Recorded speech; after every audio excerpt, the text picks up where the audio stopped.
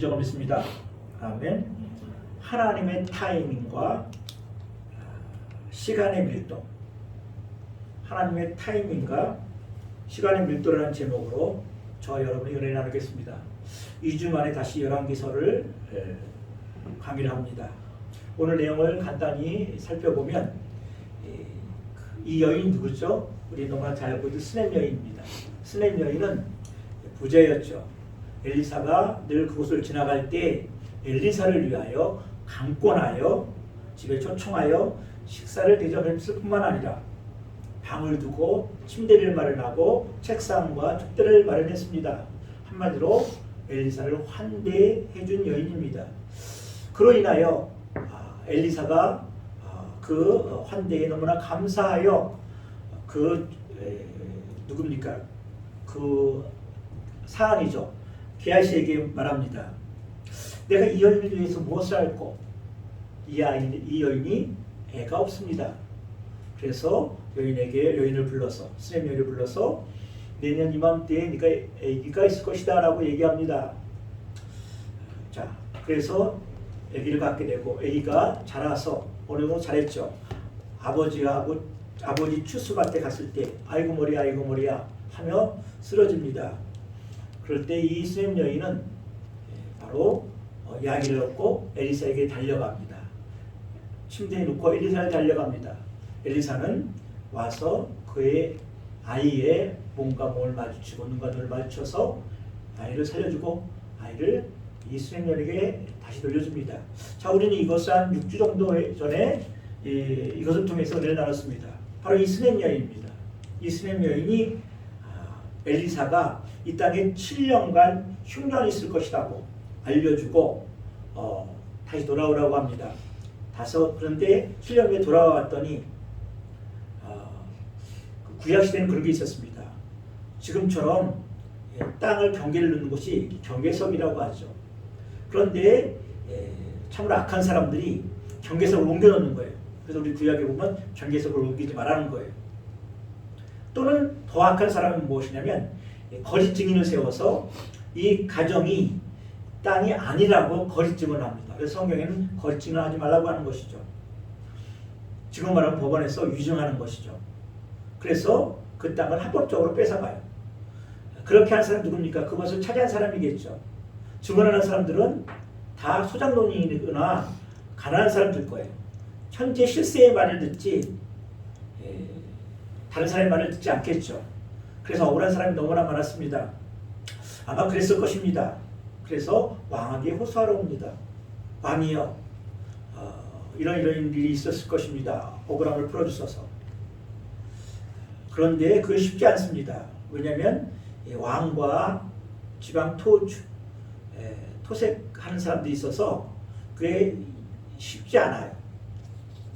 그런데 그때 누가 있었습니까? 게하시라는 사람이 있었습니다. 게하시가 누구죠? 이게 문둥병자가 되지 않았습니까? 우리가 몇 주 전에 살펴봤지 않습니까? 그것을 미뤄봐서 게하시가 회개를 하고 아마 고침을 받았지 않았는가, 그렇게 개인적으로 한번 생각해 봅니다. 자, 어쨌든 이 게하시가 왕에게 이제 엘리사가 행했던 모든 일들을 고하고 있을 때 때마침 이 여인이 들어옵니다. 왕이 엘리사의 행한 일을 얘기합니다. 죽은 자를 살렸던 거 엄청난 일이죠. 아기가 없는데 아기를 갖게 했다는 거, 이건 놀라운 일입니다. 자, 그것이 긴가민가 하고 있을 때, 물론 엘리사라고 하는 대단한 대선지자이기 때문에 왕도 믿었을 것입니다. 그런데 그 말을 뒷받침할 그 스냅 여인이 온 거예요. 스냅 여인이 오니까 게하시가 왕이여 바로 저 여인입니까? 저 아들입니다. 완전히 자기 말을 확증할 수 있고 또한 그 말을 신빙성인 걸 주장하는 그 말에 확증을 줄 수 있는 사람이 온 거예요. 왕은 그러냐? 그러면서 이 여인이 호소하는 모든 것을 들어줍니다. 그 땅도 되찾게 해주시고 그 다음에 그동안 7년 동안 거기서 수확한 것까지 다 여인에게 돌려줍니다. 자, 오늘 이 내용이 우리가 읽었던 내용입니다. 자, 이 내용을 가지고 두 가지로 은혜를 나누겠습니다. 첫째는 환대를 잘하면 천사를 만난다. 그리고 두 번째로는 오늘 제목과 같이 하나님의 타이밍, 시간의 밀도. 하나님의 타이밍과 시간의 밀도라는 것을 통해서 은혜를 나누겠습니다. 먼저 첫 번째부터 살펴보죠. 환대를 잘하면 천사를 만난다. 히브리서 13장 1절에 보면 형제 사랑하기를 계속하고 손님 대접하기를 잊지 말며 이로써 부시 중에 천사를 대접한 이들이 있었느니라. 아브라함을 가리켜 말하는 것이죠. 아브라함이 어떤 사람입니까? 믿음의 조상이죠. 그가 이제 장막에 거할 때 세 사람이 옵니다. 근데 아브라함이 뛰쳐가서 말합니다. 그리고 절까지 하죠. 물론 그 고대의 그 팔레스타인 땅에는 손님을 환대하는 것이 있습니다. 그것이 풍습이며 아주 좋은 풍습이죠. 그런데 아브라함은 절까지 합니다. 쉬어가세요.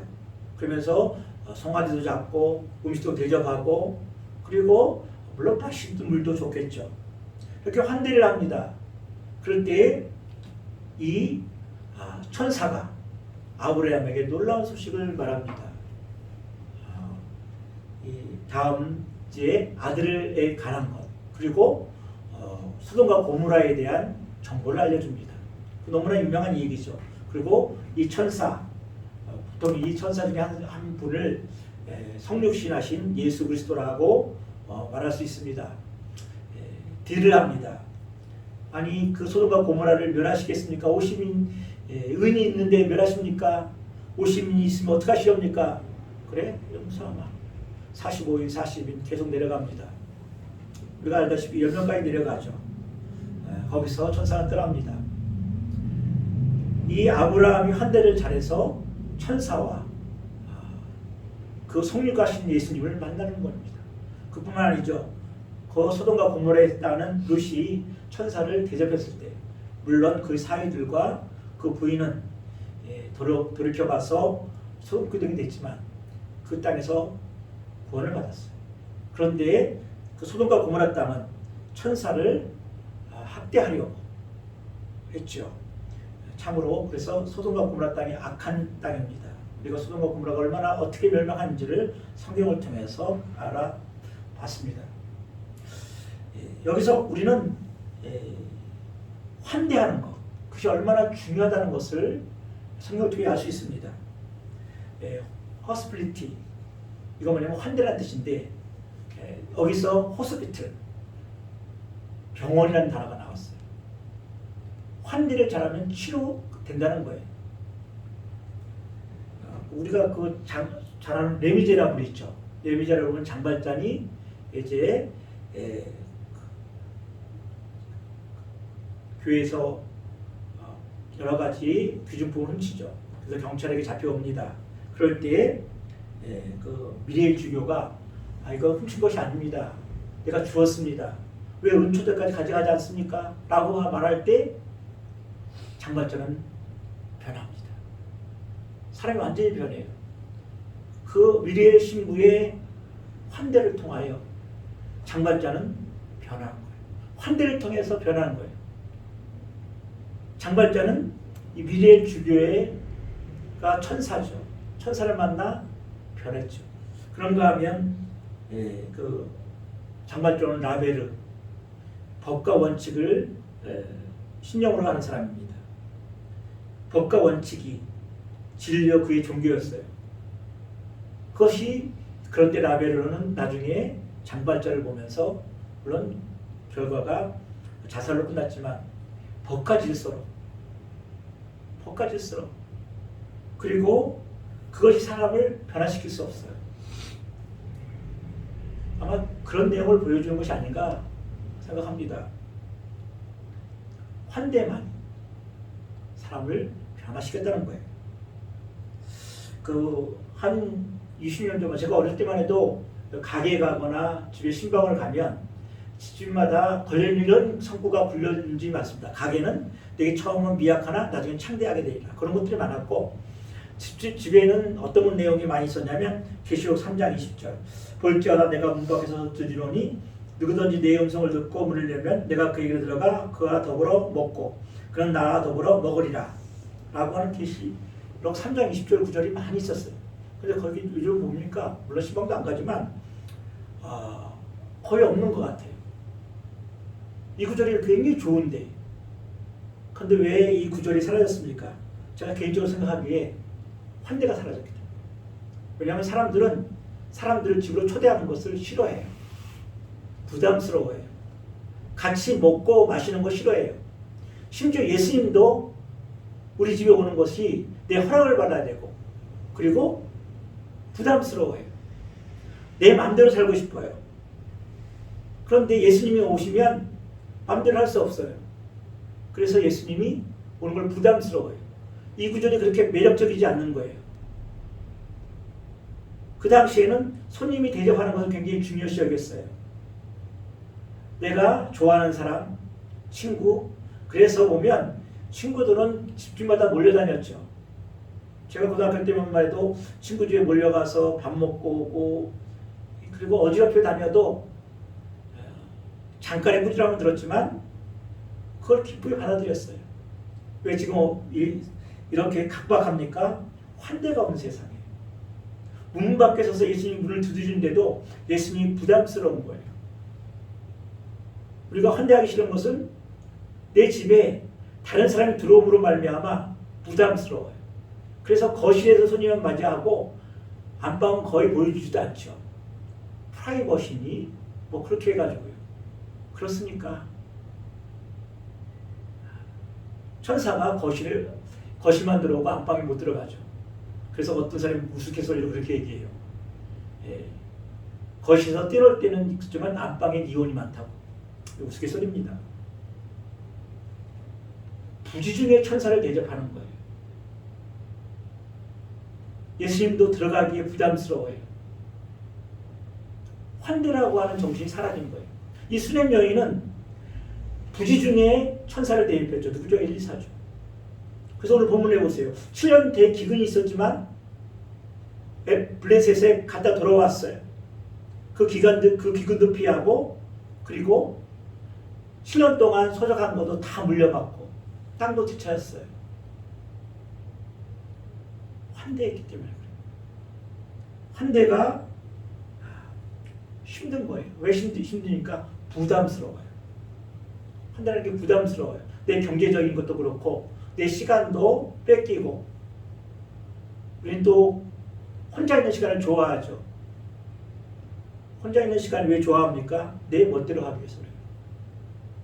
고독해서 자기 성찰과 그리고 자기 사색의 시간을 갖는 것 그건 고독이라서 좋은 거예요. 그런데 요즘 그렇지 않죠.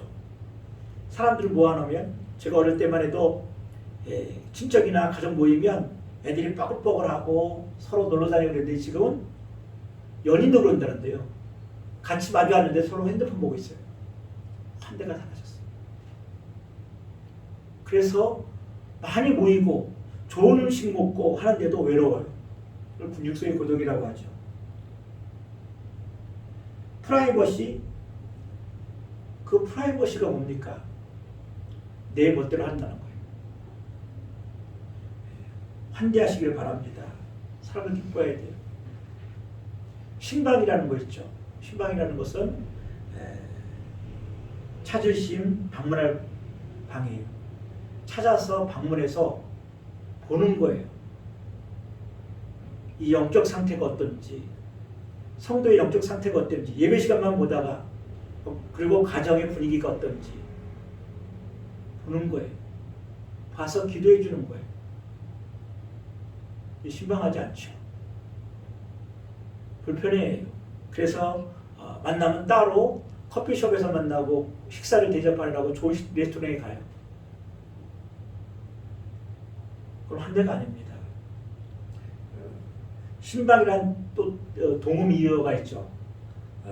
심장이란 심방 내부 구조예요. 동음이어서 전혀 다른 뜻이지만 이것을 한번 말장난으로 연결해 보면 심방은 심장 구조다. 내 안에 있는 심장을 내어 보이는 것이다. 저는 그렇게 한번 억지로 한번 해석해 봅니다. 중요한 거예요. 환대를 통해서 부지 중에 천사를 만나고 그 천사가 내 운명을 좌우해요. 두 번째, 하나님의 타이밍과 시간의 밀도라는 거예요.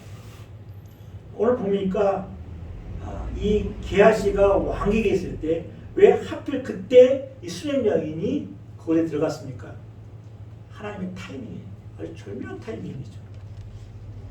타이밍과 시간의 밀도가 만나면 때가 찬다고 해요. 이걸 한 번씩 살펴볼까요? 밀도라는 것은 무엇이냐면 이건 과학적 용어죠. 어떤 물체의 단위 체적상 들어있는 질량을 말해요. 그러니까 부피분의 질량이죠.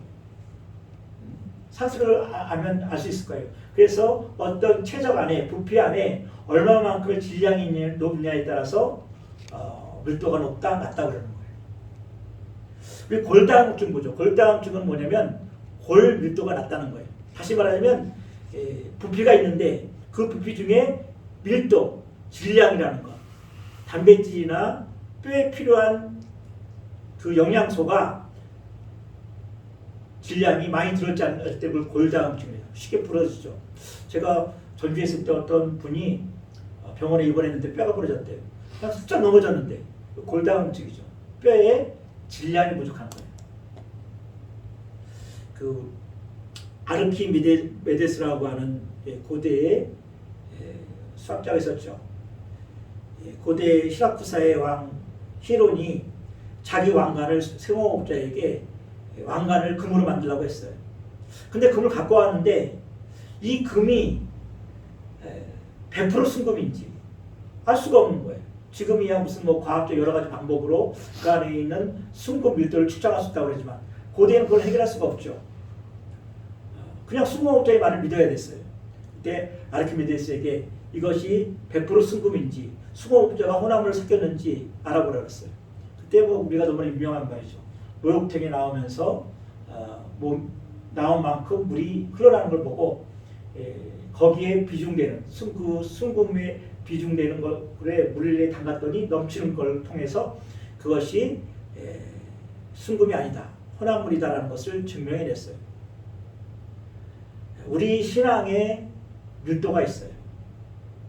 우리가 순금으로 되어 있는지, 우리 믿음이 순금으로 되어 있는지, 아니면 우리 안에 혼합물이 되어 있는지,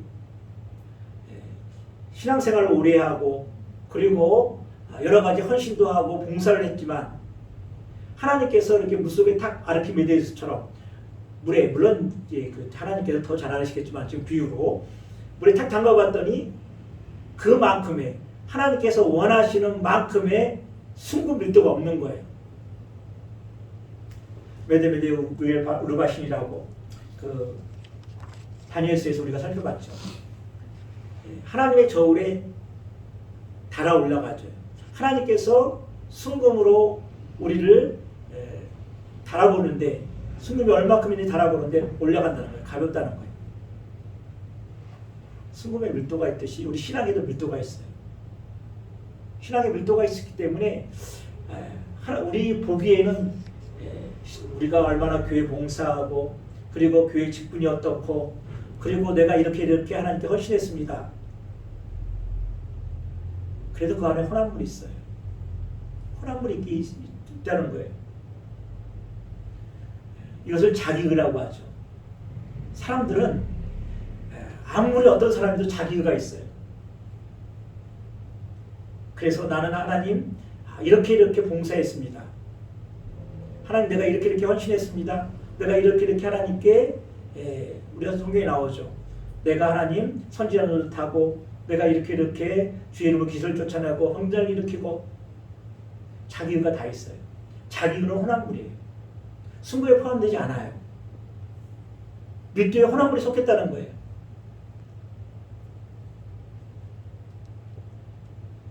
신앙의 밀도가 있어야죠. 석탄과 다이아몬드를 비교하면 더 명확하죠. 석탄과 다이아몬드는 분자 구조식이 똑같아요. 똑같은 물질을 만들어졌다는 거예요. 차이는 뭐냐면 생성 환경이에요. 오랜 시간 열과 그리고 압력에 의해서 석탄이 만들어져요. 그런데 다이아몬드는 약 900도 내지 1300도의 고열이, 그러니까 탕 깊숙이 있어야 되겠죠. 그리고 무려 3만 기압을 있어야 다이아몬드가 돼요. 똑같은 재료고 똑같은 분자식으로 구조식을 갖고 있는데 하나는 석탄이 되고 하나는 다이아몬드가 돼요. 생성 과정에 생성 환경에 따라 다르다는 거예요. 조건에 따라 다르다는 거예요. 밀도가 다르다는 거죠. 신앙도 마찬가지예요. 석탄 신앙이 있어요. 물론 석탄도 에너지원을 제공하기 귀한 것이지만 보석같이 귀중한 사람이 있어요. 밀도가 다른 거예요. 신앙의 밀도가 다르다는 거예요. 자, 그런데 하나님의 또한 타이밍이 있어요. 하나님의 타이밍과에 우리의 밀도가, 신앙의 밀도가 딱 맞았을 때 이거를 뭐라고 하냐면 때가 참회라고 얘기하는 거예요. 때가 참회. 하나님의 타이밍은 늦지도 않고 빠르지도 않아요. 그러나 언제?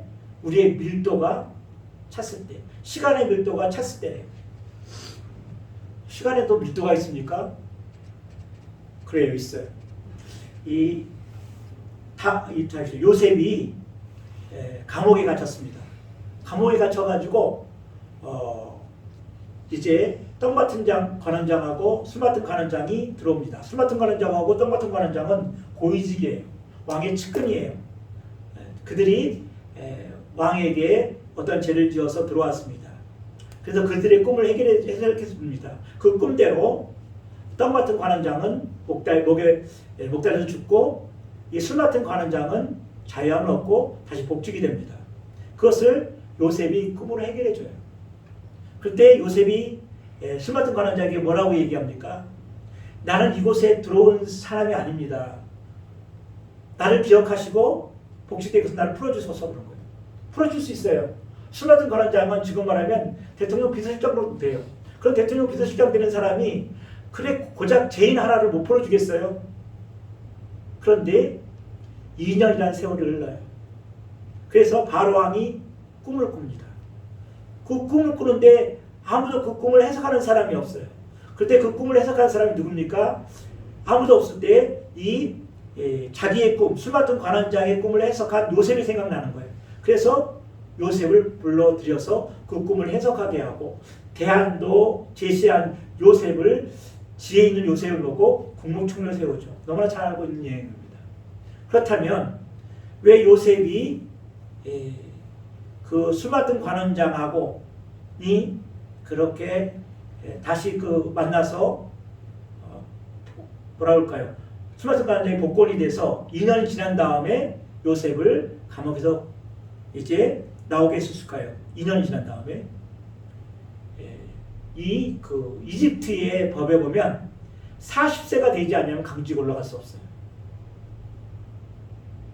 근데 요셉은 38살이었어요. 언제? 감옥에 있을 때. 때가 안 찬 거예요. 그래서 시간의 밀도가 있다니까요. 40세가 될 때까지 요셉은 감옥에 있어야 되기 때문에 술 맡은 관원장의 기억을 잊어버리게 하고 그 은혜를 잊어버리게 한 거예요. 40세가 되니까 하나님께서는 바로에게 꿈을 꾸게 하고 술 맡은 관원장에게 자신의 꿈을 해석하게 한 요셉을 기억나게 한 거예요. 이게 바로 때가 참이에요. 시간의 밀도가 꽉 차야 되는 거예요. 우리에게는 시간의 밀도가 필요해요. 시간의 어떤 밀도요? 하나님께서 일하실 때. 그래서 갈라디아서 4장 4절에 보면 때가 참에 하나님이 그 아들을 보내어 여자에게서 나게 하시고 율법 아래에 나게 하신 것은 우리를 속량하시고 아들의 명노를 얻게 하십니다. 갈라디아서 4장에서 너무나 유명한 말이죠. 때가 참에. 심지어 예수님도 때가 차야 오는 거예요. 하나님께서 보내시는 거예요.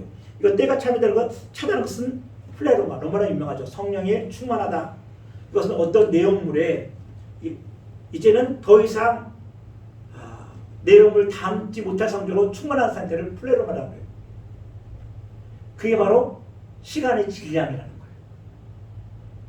그런 말이 있습니까? 없어요. 제가 그냥 만들어낸 말이에요. 설교를 준비하다가. 시간에도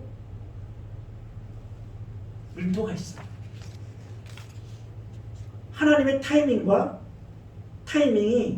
바로 시간의 밀도라는 거예요. 시간의 밀도가 맞았을 때 하나님의 타이밍은 온전히 이루어져요.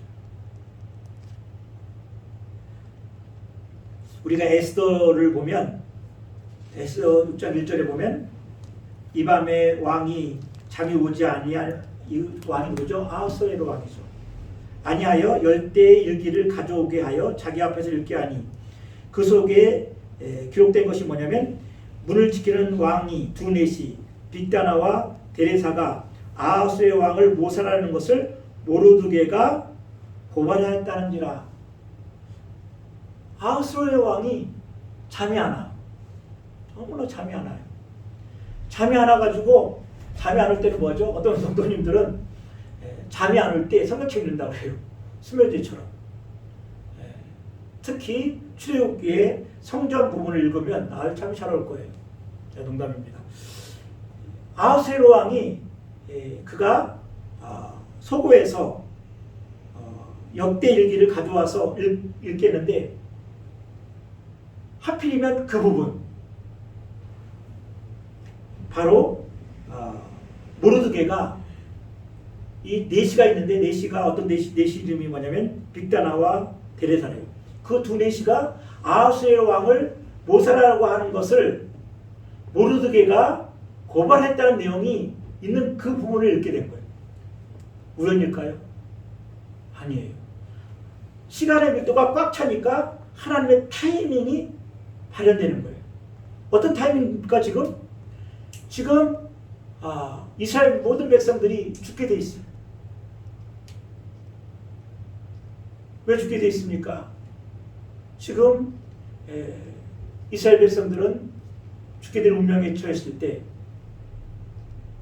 에스더하고 그리고 왕에게 이런 얘기를 많이 하는데 한 가지 더 힘이 필요했어요. 모르드게가 말하죠. 모르드게에게 그럼 무슨 상과 자기를 내렸느냐? 무슨 종교와 간접을 모르드게에 내려놨더니 아무도 내리지 않았대요. 이런 일이 있을 수가 있나? 이렇게 중요한 일을 그래서 왕은 그 다음에 이제 높여주는 걸 이제 나오죠. 자, 모르드게가의 입지가 강화시키고 왕에게 신임을 얻고 그의 말이 중요하다는 것을 하나님께서 모르드게를 높이고 에스더를 왕비에 세워서 네가 왕비가 된 것은 이때를 위함이 아니냐 세웠을 때 아하수에로 왕이 에스더의 말과 모르드게를 존중함으로 결국 이스라엘 백성들을 구원해냈다. 너무나 유명한 말이죠. 스토리죠.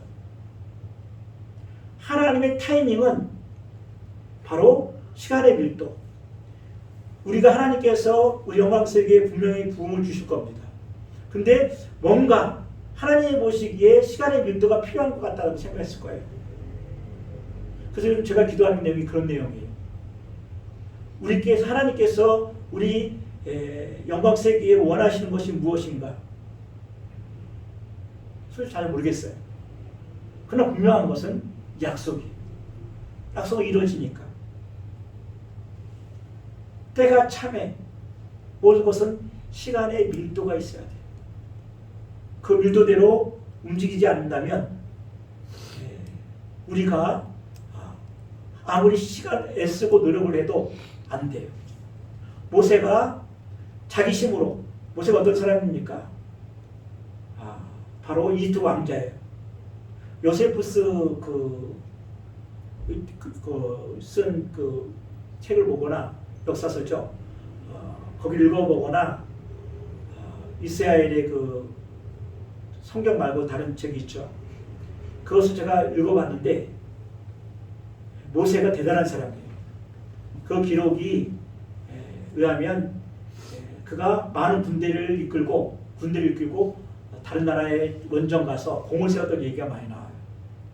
물론 우리 성경에는 그런 기록이 없지만 그래서 모세가 40대 때가 될 때 스스로 이제 내가 이 나라를 돌봐야 되겠다 라고 하고 나갑니다. 그런데 어떻게 됐습니까? 오히려 우리가 너무나 잘 아는 얘기죠. 애굽의 간독관을 때려 죽이자. 그걸 묻자 다음 날 그 이스라엘 백성들이 싸우는 것을 보고 왜 싸우냐고 말할 때 네가 나를 재판장으로 세웠느냐? 또 나를 죽여서 묻으려고 하느냐? 그때 그 사건이 발각돼서 도망을 가죠.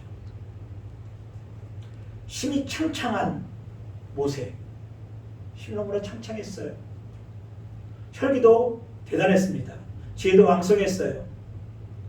그런데 하나님은 그냥 그를 살인자로, 도망자로 버려둡니다. 그리고 광야에 40년 동안 양치기, 목동으로 버려둡니다. 때가 참에 80세에 부릅니다. 하나님께서 40년 동안 그를 광야에서 목동으로 만드신 이유는 네 힘으로 하는 게 아니야. 네가 외국 원정에 나가서 그 탁월한 리더십과 그리고 제왕을 네가 배웠어. 왕들이 배우는 제왕학 그것을 다 배우고 실전에도 네가 많은 공을 세웠어. 그래서 네 힘으로 이 백성들을 돌아보려고? 아니야. 하나님의 시간의 밀도와 이 모세의 시간의 밀도는 다른 거예요. 광야에 40년 동안 해서 80세에 돌아옵니다. 내 입이 둔한 자라. 그러겠죠. 40년 동안 광야에서 무슨 말을 했겠어요. 양들과 얘기하고 지냈습니다. 우리가 일본에서 선교를 그렇게 오래 했어도 저 일본어를 제대로 할 수 있을지 모르겠다고 생각이 들어요. 만약에 제가 다시 일본에 가면 설교는 고사하고 제대로 사람하고 10분 동안 얘기할 수 있을까? 10여 년밖에 시간이 안 지났는데도. 그런데 모세는 어떻게 했어요? 40년 동안 있으면서 입이 둔한 자는 또 그런 의미도 있을 수 있을 거예요. 그런데 하나님은 모세를 보낸 거예요. 모세를 보냈어요. 어떻게 쳐요? 그 40년 동안 처가집 살이하면서 많은 스트레스를 받았겠죠. 그가 왕자라고 하는 모든 거품을 다 뺐어요. 모든 거품을 왕자라고 하는 이집트 왕자라고 하는 그가 갖고 있는 모든 제왕적 지식과 용맹성과 탁월한 지혜가 하나도 쓸모없게 만드신 거예요. 목동에서 40년 동안 양무리를 치는데 제왕학이 무슨 필요가 있습니까? 군사학이 무슨 필요가 있습니까? 경제학이 무슨 필요가 있습니까? 나는 입이 둔한 자입니다. 실제 고백이 맞는 수도 있어요. 근데 하나님께서는 모세를 불러 세웠습니다. 그래서 광야 40년 동안 모세는 이스라엘 백성들을 양같이 돌보며 광야를 40년 동안 무사히 마치고 여호수아를 통해서 건너가게 하신 거예요.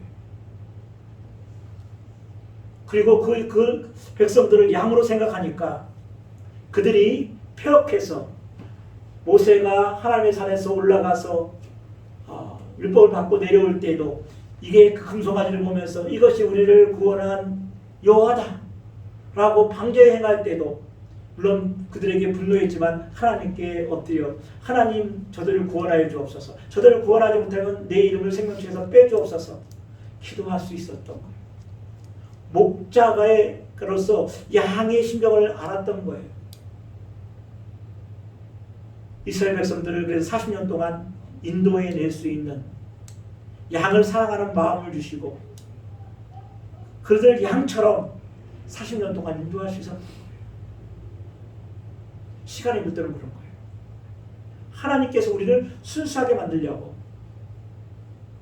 우리 신령들이 바로 혼합물이 섞이지 않는 밀도 높은 신앙의 밀도를 가지게 하시려고 다이아몬드 만드는 것처럼 900도에 1300도로의 열로 가하는 거예요. 그리고 3만 압의 기압으로 눌러요. 순금처럼 다이아몬드처럼 나올 수 있도록. 그렇게 순금이 되었을 때 하나님께서는 때가 참에 하나님의 타이밍이 그때 딱 하나님의 타이밍이 되는 거예요. 하나님은 언제라도 지금도 개입하셔서 당신 나라를 이룰 수 있어요. 그런데 하나님은 누굴 기다려요? 사람을 기다려요. 사람을 기다려요. 모세가 하나님을 기다린 게 아니라 하나님이 모세가 40년 동안 목자의 마음과 심정을 가지고 자신이 이스라엘 이집트의 왕자라고 하는 모든 그가 갖고 있었던 자기를 다 내려놓고 하나님 앞에 엎드리는 심정이 되는 신앙의 순금이 될 때까지 하나님이 기다린 거예요. 하나님이 기다린 거예요. 우리가 하나님을 기다리는 게 아니라 하나님이 우리를 기다리고 있는 거예요. 말씀을 정리합니다. 오늘 본문에 봤더니 이 수렘 여인이 그냥 간 게 아니에요. 하나님께서 이미 때가 되니까 게하시를 통해서 왕에게 가게 하고 왕이 때마침 이야기를 듣는데 어떤 부분입니까? 한 여인이 있는데 그 여인 수렘이라고 한 여인이 있는데 그 여인의 엘리사가 아기도 갖게 했고 왜요? 환대했기 때문에 아기도 갖게 했고 그리고 아이가 죽었을 때 살려줬던 여인이 있었습니다. 왕이 긴가민가 했겠죠. 그런데 여인이 그 타이밍에 딱 들어와서 이 여인의 호소도 들어주고 그리고 그뿐만 아니라 7년 동안 소작했던 것들도 다 돌려받게 된 거예요. 환대가 중요합니다. 부중에 천사를 대접할 수 있어요. 의인을 대접하는 자에게 의인의 상을, 선지자를 대접하는 자에게 선지자의 상을 받았어요. 엘리사를 대접했기 때문에 엘리사가 받는 상을 수렘 여인이 받았다는 거예요. 소자에게 물 한 컵 대접받으면 하나님께서 결코 그 상을 잊지 않는다고 했어요. 마태복음에 보면 그 집에 들어가 그 집에 평안을 빌라고 했어요. 그러면 그 평안이 그 집안에 있다고 했어요. 제자들에게. 손님은 단순히 가는 손님도 있지만 그 집안에 평안이 임하는 손님이 있어요. 그게 천사라는 거예요. 어떤 분이 천사로 우리 집에 올지 모릅니다. 환대를 하시고 하나님의 타이밍이 있다는 거예요. 그 타이밍이 인간의 시간의 밀도가 찰 때 때가 참에 이루어지는 겁니다. 기도합시다. 하나님 감사합니다.